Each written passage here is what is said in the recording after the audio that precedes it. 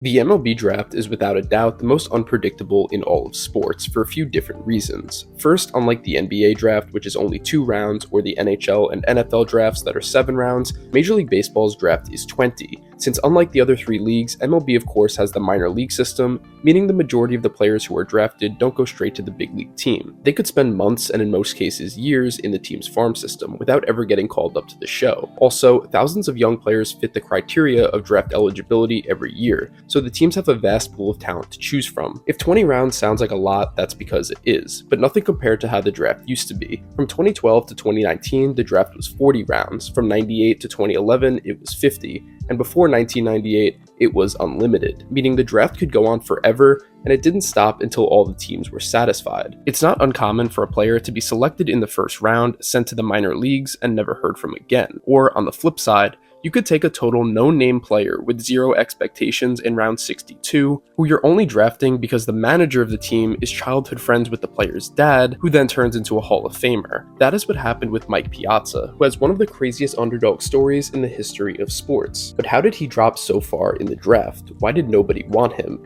And how does the best baseball league in the world almost completely miss out on one of the greatest hitting catchers of all time? We're going to answer all of these questions, but first, make sure to subscribe to the channel if you're new for more content like this, and let's get straight to it. Yeah, he looks good. This kid looks good.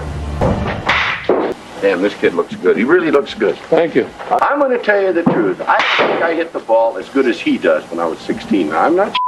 The kid you just saw taking hacks in the cage is 16-year-old Mike Piazza. The older man giving him compliments is Red Sox legend and one of the greatest hitters ever, Ted Williams. Like most MLB stars, Piazza was obsessed with baseball growing up, and he put in tons of work to get better as the years went on. In his senior year at Phoenixville High School in Pennsylvania, he broke the school's all-time home run record, playing mainly first base. While he was a great player at the high school level, MLB scouts didn't think too highly of him, and it's not hard to figure out why. The hundreds of different analytics we use today to judge young talent weren't used or even discovered back then. Scouting in the 1980s was pretty much just the eye test on whether or not the scout thought you were going to be good and had potential, based entirely on his subjective opinion. There were no perfect game showcases or combines for young players to gain exposure. As a result of this, drafting a player who actually panned out at the professional level was like hitting the lottery. Teams were almost guessing who to pick and kind of just hoped it would eventually pay off. This is the first reason why he wasn't drafted as high as he should have been. Upon graduating from high school, Piazza's story took a massive turn.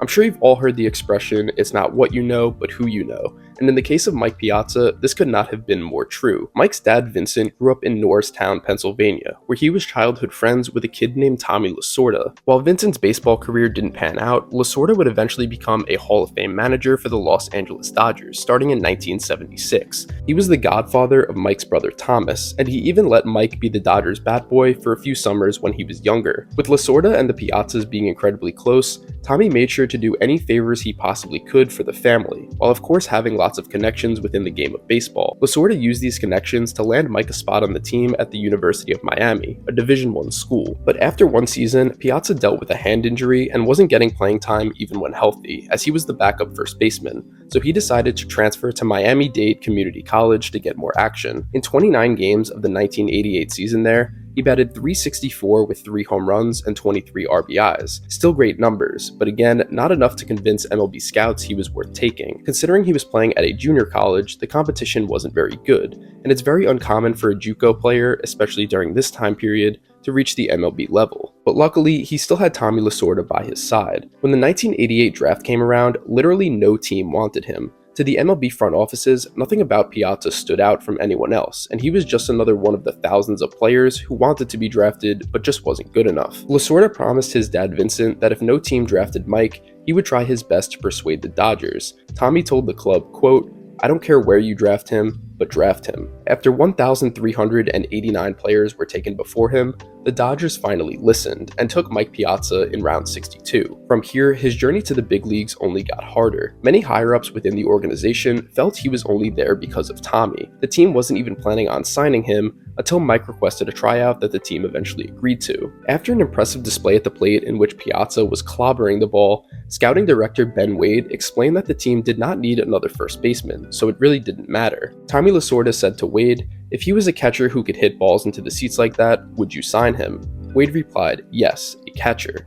Then Lasorda responded, Alright then, he's a catcher. Lasorda's plan worked, and following the tryout, Mike signed a $15,000 contract. He spent the next few months adjusting to his new defensive position, but the organization still didn't think he was talented enough and wanted to do everything they could to make him quit. And it actually worked. Mike said the team was trying their best to make his life a living hell because of his connection with Tommy. They even made him the first American to be sent to the team's Dominican Republic camp when he was only 20 years old and didn't speak any Spanish whatsoever. But again, Piazza had to overcome this obstacle the team placed on him, and he eventually made his way to Single A. After struggling his first 2 seasons at this level, he stepped away from the game and went home to Pennsylvania. During his time off, Reggie Smith, a member of the organization, went to visit Piazza to give him a pep talk, saying people still believed in him, but he had to believe in himself.